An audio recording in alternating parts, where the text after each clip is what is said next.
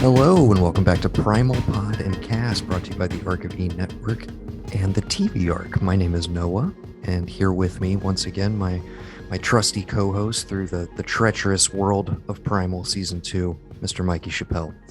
Hey there. Also treacherous? It's been pretty treacherous. It actually has. The season, not Yes. the podcasting. That's gone very smoothly. I was having a great time. Yeah, no, I've been having an excellent time. I'm glad I have a buddy to help me navigate the wild emotions that this show brings out in me. This would be a hard one to process on your own. Very much so. We should say from the top, this is episode 3 of the podcast. We were talking about episode 4 of season 2 of Genndy Tartakovsky's Primal. Episode is entitled The Red Mist. And I just want to say from the top, this was one of the most emotionally draining half hours of television I've seen in quite a while. Goes immediately in my top 5 episodes of TV of this year. And the fact that we're not even midway through this season, I don't know. I don't know if I'm going to make it through all this. So again, I'm glad I have a buddy. Broad strokes, what did you make of the latest one? We texted a bit, nothing in detail, but I was just like, this was maybe the roughest one. Yeah, period. It was very stressful. It was I watched it right before class too. So oh man, I had to just sit for 2 hours learning about advanced statistics, just thinking about what happened. How'd that go? Were not you able well. I can't imagine it did. I pretended like my mic didn't work because it was a Zoom class. So I did that classic, just freeze frame, drop off for a second. Gotcha. Yeah. This was one of those. I couldn't watch anything else for the rest of the night because I was just kind of I needed something to take me out of the mood, but I also was nothing I watch right now would compare to this in any way. So let's just not even bother. Okay, so again, broad strokes on the episode. We pick up right where we left off, and we were geared up for a battle again. Spear has a sword now, and we were you can listen to me on the previous episode. I was like, dude, I'm so excited to see what he does with that sword. Ooh, and that didn't age well. Yeah, no, not it definitely did not. Did not. I should mention my girlfriend Veronica watched this one with me, and this was a lot. There was a lot of not just actively kind of just turning away from the screen. But then when we talked about it afterwards, she came to terms with it, if you will. This is without a doubt one of the most impressive action sequences they've had in the series thus far.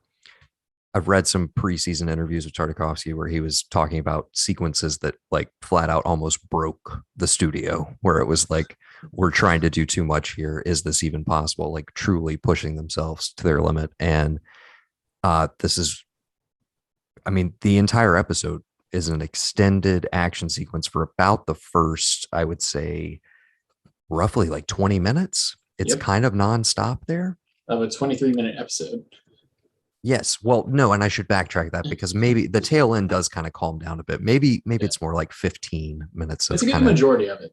Yes. It's certainly, it takes you from the heights of oh my God, I can't wait to see this, to, oh my God, this is a really rough situation.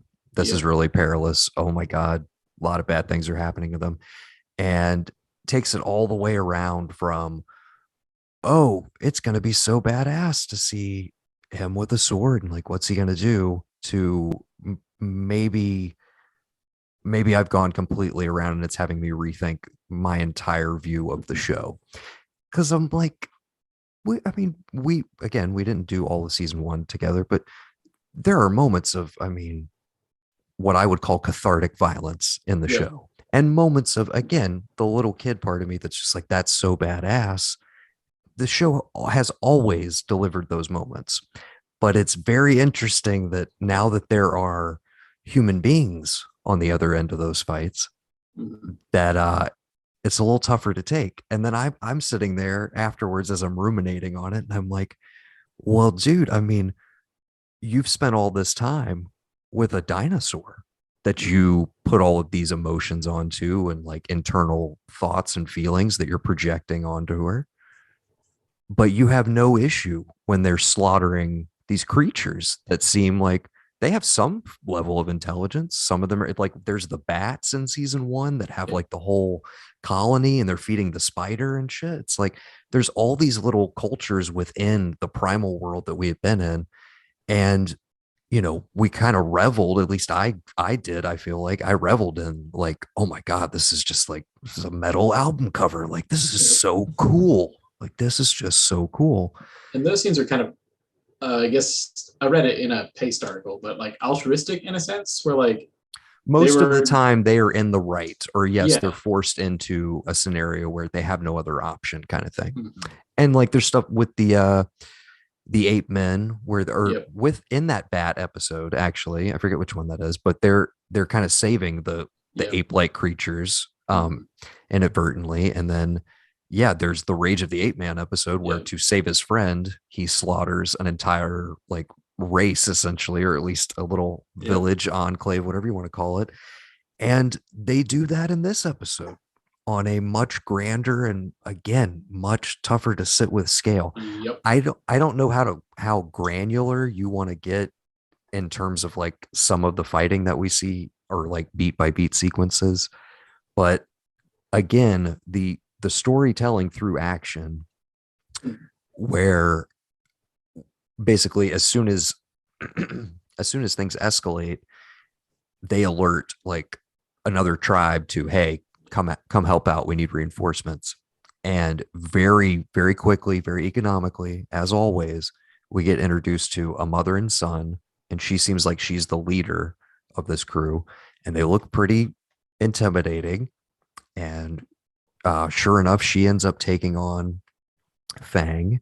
Meanwhile, her son, who's pretty handy with a bow, is giving Spear a lot of trouble, but he's very conscious of like, all right, but that's a kid. These other Yep. guys, like they're fair game, but that's a kid. All right.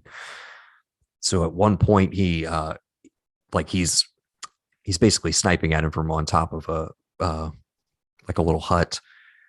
Spear manages to take that down. So he's dealt with for a moment or two. Uh and then we're kind of cross cutting back and forth between them, if I remember correctly. Yep. And Fang seems in a lot of peril, fighting with, I think she's been identified as Rika. I think that's what Yep. the dude yells. Yeah. Mhm. So yeah, she's got that axe. They're going like toe to toe. It's looking rough there for a minute, and then Fang does what needs to happen in rather brutal fashion. Gives her the Quint from Jaws treatment. Yep. That was pretty brutal. That's a perfect way of putting it.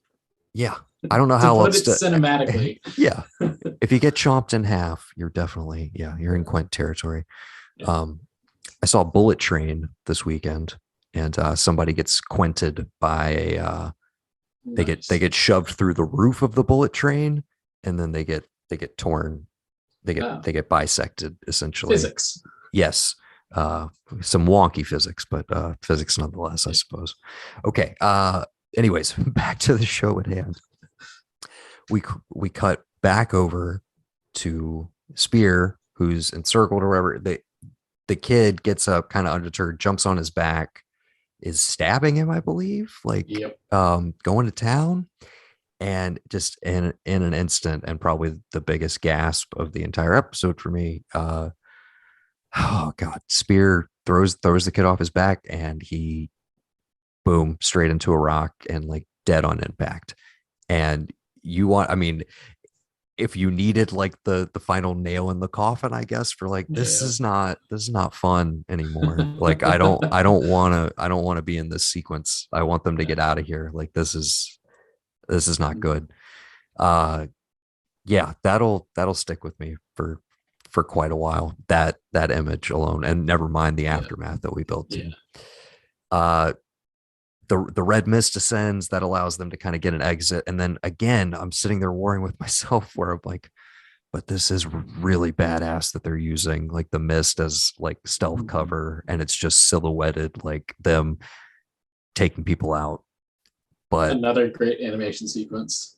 yeah, dude, just Just give us a reprieve for a second. I'm so again the conflicted emotions at that point where I was just like, oh man, I need my heroes, my guys to get out of here, but what else are they going to have to do? Yeah. And then we kind of cut over to the perspective of a returning Viking. I think he's been identified as Eldar, is what they're calling him, at least in the Primal Wiki community. So we realize that's Rika's husband and presumably like the leader of this whole crew. He's returning with their eldest, which looks like a girl to me. I'm assuming. I think it was older girl, younger boy, and like flip flops. So pretty ambiguous. Yes. Too, I think. Yeah. And not that it particularly matters, but I think that's what they were going for. So, and she I immediately was like kind of getting God of War vibes. Yep. Just because she's got the bow, and she even has a similar look to Kratos's offspring. I forget his name. I actually never finished that game, but anyways, they roll back, and there's no response to their horn. They come in, the mist clears, and we finally see the devastation essentially. And it's like, no, they literally wiped out not just the warriors of this community, but the entire everybody, the civilians as well. And the only good byproduct of this is seemingly the slaves were able to escape. Probably some of them got killed in the melee. We don't know exactly, but they did get Mira back. And so it's our triumvirate right now has made it away from there. And I love the reveal of like him, Eldar, piecing it together and like realizing that they must have left, etc. But yeah, him finding Rika and then the reveal of the sibling carrying the other one is just really tough. They bury them, etc. Okay, we've talked you through the episode that everybody knows, because I don't know why you would, I don't know why we recap like that necessarily, but I always feel the need to do it. So checking the box, walk me through your kind of, a lot of things happen, but overall response to the episode. Just where are you at? Where are you at? So my biggest fear with this show when I started watching it was it might have a pacing problem. There's no dialogue. It does not have a pacing problem. And not at all. Use this episode to reinforce the fact that it will not have a pacing problem, and we'll determine that in any sort of way it can. It's another great example of the showrunners knowing those characters better than you think you do. Because like you said last week, it was like, oh, I can't wait to see what he does with his sword. He does exactly as one would do with a sword in his situation. And he just goes for it. But then he loses it at a certain point. He has all these other weapons. It becomes like a fisticuffs thing for a little bit. Yeah. It's a really precarious position to be put in as a viewer, because I've been rooting for you for a season and a half now. And now it's like, oh man, I can't believe you're doing this. But also, why would I not believe you were going to do this? Exactly. Right? There's like this savage, that's a dinosaur. Like it's not something I should even like, and like this, of course, this is obviously what would happen. And they just kind of gave it to us, and we were so emotionally invested that we're like, oh no, there's no way. But yeah, like it's totally plausible. Like that's the best part. Like this isn't the most fantastic thing they've done in the show, but it feels like it. Just because of the way everything's been set up. And I feel like it's just us again putting that on, but like I said, it made me kind of just rethink how I was thinking about all of the other creatures we've seen, and I feel like it is kind of the show actively, testing you, kind of being like, hey, you've been cool with it up to this point, but does it still feel good? Does it still feel badass when there's other people on the other side of it? When by the end of this episode, we've essentially created another spear, another fang, and they were responsible for it. And I think that's the most crushing thing to sit with at the end of this episode, is these two characters who we love, who are bonded by tragedy, and find a way to like band together and get something out of it. They become the tragedy. Now they're the cause of it. And that dichotomy right there, just now I'm like, I'm terrified that like now Eldar, and we got to figure out what we're going to call the kid. Yeah. Now that they're on a quest for vengeance, and like they let the slaves go at the end of the episode, which I thought was interesting. Of just like Yeah. they're not even at least they're not like even concerned with that at this point. It's like Yeah. we have no other goal than Vengeance. avenging. Yes. But I think it'll be interesting when they inevitably come into conflict. There is going to be that thing of like, well, if you guys were to succeed, like how, I would be devastated, but how angry could I be at you as characters when it's like, no, I've been rooting for the same thing. I was so happy when they get to go take vengeance on the evil T-Rexes that, murdered their family. I was so happy with that in season 1, but it would be a whole different story this time around. I wonder if we'll get kind of parallel what's going on with them, or if they'll just kind of be lurking in the background. Because I personally would be totally down for a kind of lone wolf and cub, but a cub who's a little more capable than Diagoro. Speaking of which, have you watched the Lone Wolf and Cub movies, which are readily available on HBO Max? I keep seeing them, and I'm like, I should check those out.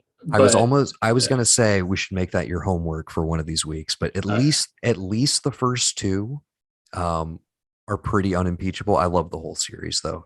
They're all great, but and they're very short, dude. Hour and a half. You get in, you get out. I think they're all fantastic though. And they're easy all stuff nowadays. Yeah. Anything that's under an hour 40, like, don't you just get a little excited for it? Yeah. It's like, I can do that. Right? I can do that. I don't have to arrange my day around this. Exactly, dude. That's such a barrier to entry with a lot of stuff these days, for sure. I kind of want to, so we've said our piece. I have no idea where we're going to pick up next week. Either story, I'm good though. Like I'm absolutely just as interested in like both the chase and the, I guess, the cat and the mouse in this cat and mouse game that's obviously about to happen. Well, and there's also the simple question of like, now that they have Mira back, that was the driving force. Get her back, right? And we talked we talked last week about how like we didn't expect that to be paid off so quickly. Mm-hmm. And it is kind of like, okay, now that they've found her, what's the goal? Like what's the driving force and it's not even that they've really hinted at this, but like, is in Spears' head, is it like, this is a potential romantic partner. This is a way for me to like have what I lost and like recreate a family. Mm-hmm. And then to that end, if that is the ultimate goal, where does that leave Fang as like the family T-Rex? You know what I'm saying? Like, I think they set it up for a pretty interesting conflict coming down the road. Because I don't know if you remember, there was a very small moment like in the midst of that really gory sequence where Spear tries to like get back on Fang like they always do, and she turns and kind of snaps at him for a second, and then just yells at her, and then everything's fine. But like, they had to have put that in there for a reason. I can't think that they didn't, but like just a little hint at the fabric starting to tear, even though we already got that in, episode 2. I think that was a little bit of him doing the like, I'm gonna go it alone, because he makes her stay in the woods, and it's like she ends up saving his ass essentially like a few minutes later. So I think it's a little bit of that like, you should have listened to me kind of thing. But no, thank you for pointing out that beat, because again, in the chaos of everything going on, I don't even know if I like caught that in the moment.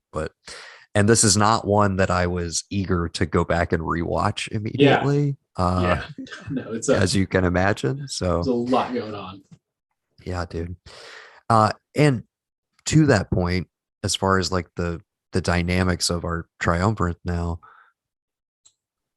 we got a little bit of the 3 of them in the finale of season 1, but I don't even know that we firmly established like how Fang would maybe respond to like them bonding more, or like any kind of jealousy issues or whatever. And the fact that that's already been complicated by the events of 2 episodes ago.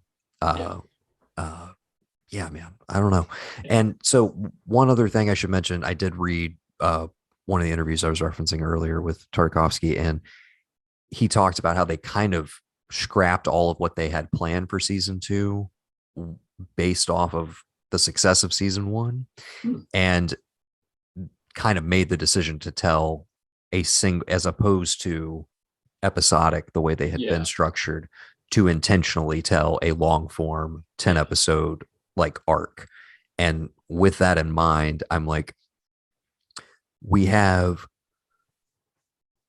let's not forget about the people who took Spear in, who seem like a like markedly different tribe than the slavers, if you will, that we saw and were all wiped out. So I think there's still room for like that to come back into play. Maybe they backtrack to that community. Maybe they go on to something else. And then, of course, we've had this tease in some of the like preseason imagery and like just artwork for the show in general of, at some point, there's like a giant, like what looks like just a giant devil creature on a massive throne, that we've still not, that we've kind of always assumed would be like an overarching villain of some kind. That still has not reared its head. So, and then we still have the, all the stuff we saw in the Dawn of Man cave, and it's like there's so much more out there. So yeah, I think we're at a good spot for kind of tabling the episode discussion, but it's going to bleed into what I wanted to also talk about here. You saw it in the episode description. If you are not a Barry fan, you can check out now. I am going to spoil stuff from season 3 because we've both seen it.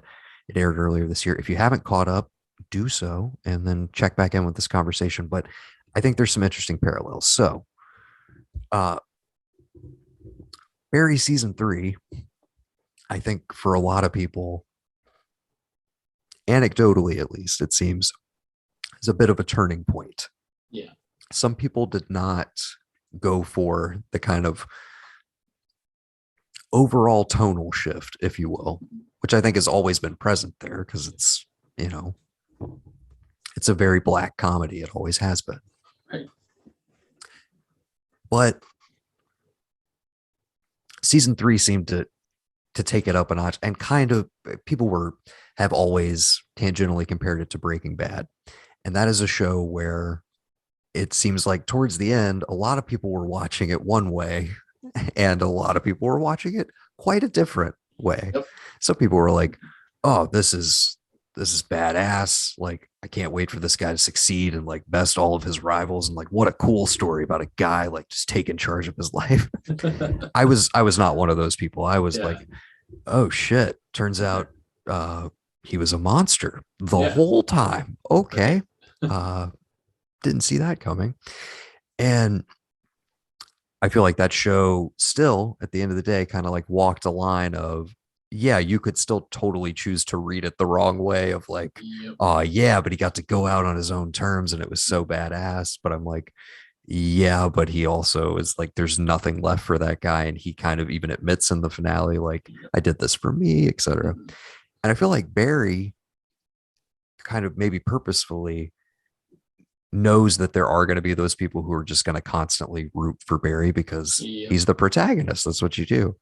His name's on the billboard. Yeah, it's Bill Hader, right? Like I love Bill Hader. So I feel like every single episode of season 3 was just a complete rebuke of all of that and a challenge of just like, do you guys not realize the character that you've been watching for 2 seasons now?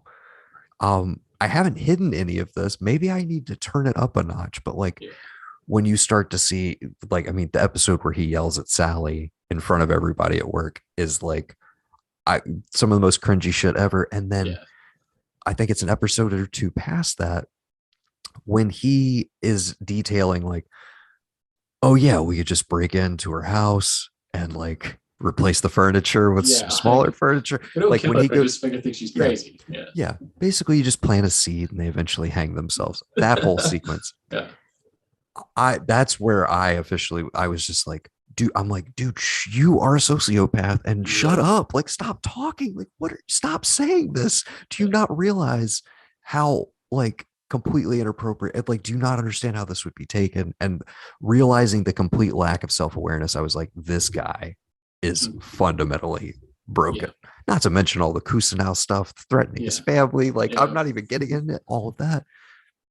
And yeah, I guess I was comfortable with it because I was like, oh, he's really he's challenging people essentially. It's like, how much will you put? And that's kind of been, I feel like that was a huge theme in a lot of like prestige television, like Yeah. Sopranos, Mad Men, Breaking Bad, all of those that, you know, the complicated male as an archetype, all of that shit. Yeah.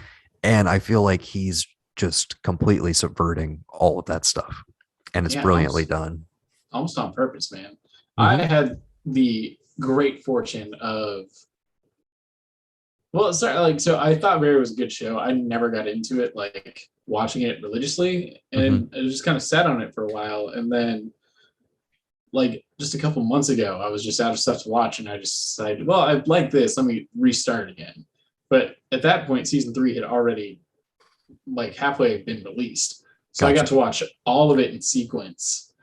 And that shift was a lot more apparent when you go from like the last episode of season 2 and it auto plays into season 3. It's like Yeah. wild. Yeah. Yeah, But because I you're think, coming yeah. off uh the monastery Yeah. massacre, which is Mhm. also a moment in season 2 where I was like, oh shit. Yeah. Like That's a real thing. I kind of forgot who this guy is for a Yeah. second. Uh yeah, well, dude, yeah, I can't imagine that. So I kind of did a similar thing to what you're doing. Of course, um I had started rewatching it. Girlfriend had never seen it before. And I only started doing that midway through season 3 because she saw the scene I was describing earlier where um he tells Sally all the things Yeah. he could do and she's like, you need to leave, you need to get out of here. Yeah. So she sees this scene completely out of context and is like, is this Barry? Is this that Bill Yeah. Hader HBO show? I was like, yeah. And in my head, I'm like, this is a terrible introduction to the Right. show. Like, This is what? the worst place you could have come into. But exact opposite Yeah. reaction. She was like, this is like, I kind of want to watch. Like, this seems Mm. really interesting. This seems good. And I was like, do you want? I was like, we can start right now if you want to. Yeah.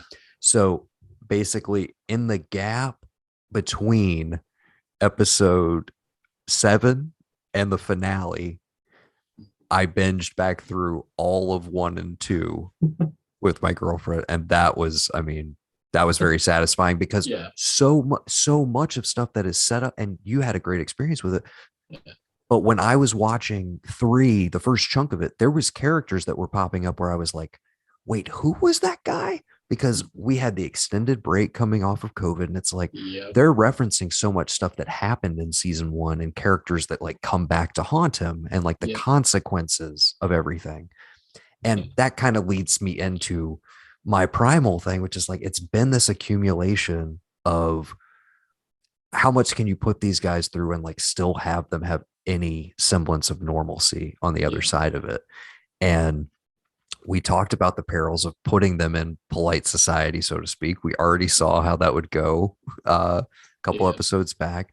And now introducing that, like, there are structures and like stuff that you guys don't even understand and you don't have the capacity to communicate with because you don't speak their language. And like at a certain point, that is going to become the conflict ultimately, is like, you guys exist completely outside of any of this. And I don't know Yeah. if you're going to be able to, and maybe Mira is a bridge to that in some way, possibly. We know she definitely has more language skills, etc. So maybe that's a place they could go. But anyways, I kept thinking about these two because we had kind of talked about talking about Barry, but I was just like, yeah, this was the same equivalent episode to me of that scene we were just Yeah. referencing, where it's like, this is the confirmation of like, okay, you can sit here and try and just enjoy this on a pure like bloodlust entertainment level, but you're going to have a really hard time doing that because we're gonna put things in front of you that are gonna be like gut punches and gonna have you questioning like your own uh appetite for this stuff. It's Yeah. just, it's so interesting. And And the brilliance is it's your fault. like as the It viewer. You're is just like, oh 100. You man, were like you were I so was, culpable. Yes, yeah, I absolutely. was like they are all these characters are acting exactly as that character would. It's been there the entire time. And that's what makes it really like, I'm kind of excited to go back and rewatch some of this stuff just to like pick up on clues that I may have missed. But Hmm. like, was that a glimpse of humanity or was I just rooting for him? Right. And How yeah, much is it what we're putting on them? Absolutely. yeah, And I think and again, they're actively talking about we didn't expect the fan response yeah, and the attachment to these characters. And I think when you realize that that's at play, yeah, you do kind of owe it to yourself to investigate, like, okay, but like, how far can we push these yeah. characters and still have people rooting for them ultimately? And I think, I don't think personally, I'm always going to be rooting for Spear and Fang, Yeah. but I hope they don't continually have to do levels of like, stuff that's not only emotionally devastating for me as an audience member, but emotionally devastating for them in their own fictional psyche. What if they turn this entirely on its head and it turns out that Primal is a precursor to the Flintstones? Dude, I mean, that would be a nice, happy way to wrap everything up for I'm sure. trying to be optimistic, but also like, the internet's full of conspiracy theories. I want one. That's my Yeah, conspiracy theory. yeah, Spears Spear Fred's just grandfather. That's for sure. Yeah, and Dino is like a really, you know, the runt of the litter of whatever Fang ends up having, I exactly. suppose. I mean, Yeah, I'd watch that bridge series, to be entirely honest. for sure. Um, I think also Tartakovsky has some sort of feature length animated feature in the works. Of course, he's done like the That's Hotel exciting. Transylvania movies, which I Yeah. haven't actually watched, but I guess I should at some point. They just popped up on Hulu. I used to Yeah. live with I had a single mother for a roommate, and Hmm. that movie was on a lot. I don't think I've ever watched it, but I've heard it and can quote lines from it. Yeah. It's just, yeah. I feel like they would be pretty pleasant. I think I might Yeah. check some out this October. Yeah. Um, Dude, I'm so excited I I have like like just a list of things for Oh, dude. Of course, fall. we always have our annual Arctober celebration here on the feed, so we'll have to do something horror related for sure. Oh yeah. Um, I was trying to think schedule wise. Yeah, no, Primal will not stretch into October. I don't even think we'll make it into. Yeah, it'll be first part of September, and Yeah. it'll be over. Yep. Anyways, but yeah, so we don't have to go in depth on Barry season 3, but yeah, I wondered if you thought there was any validity to that kind of the trajectory of just like, hey, we know our audience is kind of expecting this. Let's just remind them the thing they're watching. And that I think Yeah. that's what, like you're saying, feels good about it, so to speak, Yeah. is like it doesn't feel like you're being cheated. It doesn't feel Nope.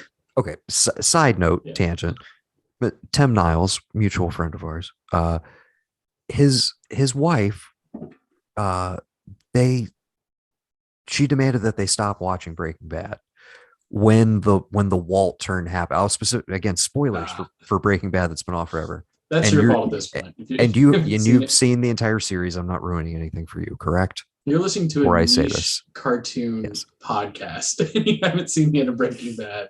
yes. I highly doubt it. I Yeah. don't know why that's the instinct, but it's and I'm Yeah. like Well, literally it's good nobody because you're a has. good person. Well, I'm like, but Yeah. literally in 6 years of doing this, nobody has ever yelled at us on the internet for spoiling something, which I don't know. There you I go. feel like a failure for not having that Yeah. happen though. We need to get our hold of some Anyways, screeners and then just let it all happen. dude, I would love to have access to screeners. Need to work on that. Okay, sorry. I say all of that to say spoilers for Breaking Bad. Um, she tapped out on the series. He had already seen it all. He was taking her back through it. Okay. She tapped out when Walt kills Mike. Oh. Okay. She was like, this is bullshit. Like, they just completely changed his character. Like, this doesn't even make any sense. You can't just do that. You can't just like multiple seasons into a series, just change a character like that. And we were trying to explain to her, we're like, but they didn't change him. He Yep. always was exactly the Yep. dude who would do this. It's like Mhm. he always was the punitive, like I got overlooked. I got, you know, Yep. I didn't get my just desserts. And that is the moment when he kills Mike in that show is it's punitive. It's like a Yeah. little kid, and you're just like, dude, you're such a dick. Like, oh, Yep. why did you have to do that? Why did you go back and do that? Um, but yeah, she tapped out on the whole show. So it's like sometimes I feel like those decisions for a certain type of viewer Yeah. can break the show, and they're like, I don't want to watch this anymore. I'm not into it. And I am curious. A lot of people are already, because I guess Barry season 4 is close to wrapping or like Yep. in the midst of shooting, that are already, and I'm speculating of just like I Yeah. I don't know where that show's going to go or what the tone of it's going to be. Yeah. I'm like, unless it opens with he's being taken into jail and he Jason Bournes his way out of it, and the whole Yep. season is him on the run. I'm like, are we about to watch a prison drama Yeah. for season Maybe. 4? Because that's But what it seems like. and the I great don't thing about know. television now is it could be that could be it. I'd be I so like. I would be so happy if it's him and Fuchs just in Oh prison yeah. together, just Just having to hanging deal. out. They end up in the same cell for some reason. Yeah, it makes Then no it's like sense. Arrested Development.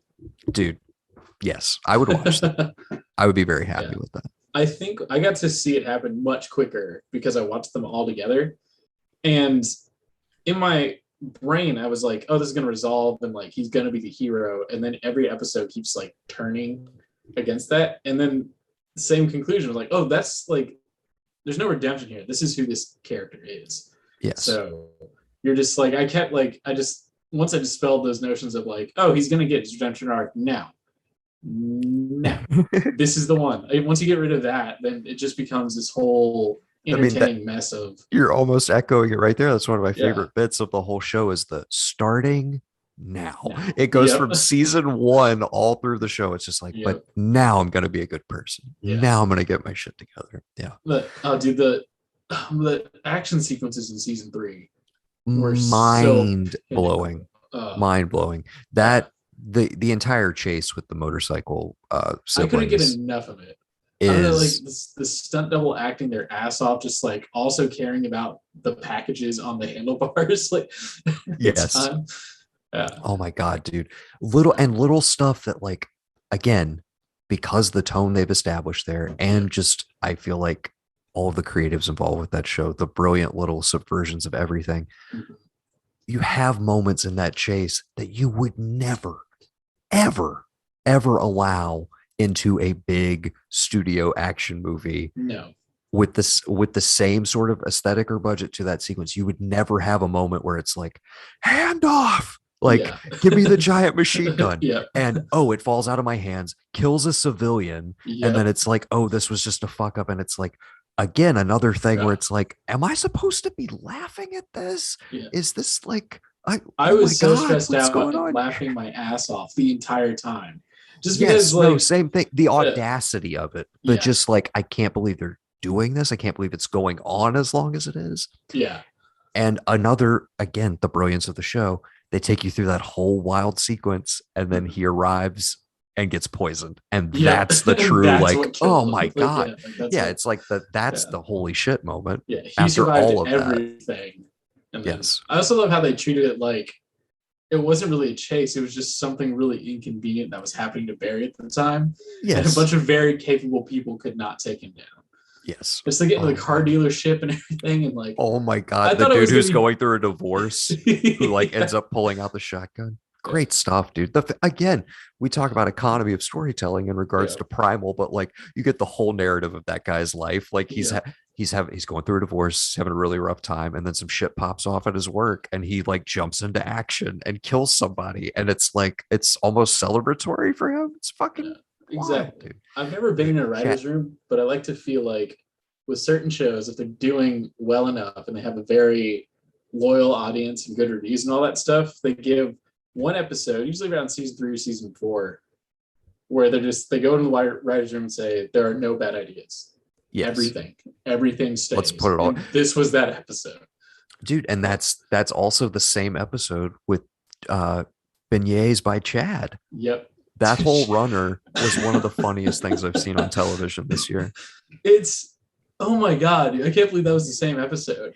They're all kind of blurred together, but like that's one of the best characters in television. Yeah, dude, he has the beignets. That's what he's bringing to meet with her, Yeah, and then she poisons the beignet sauce. That's how she gets him. yeah, It's so, man. and again, the whole time you're like, why the hell do we keep going back to this beignets guy?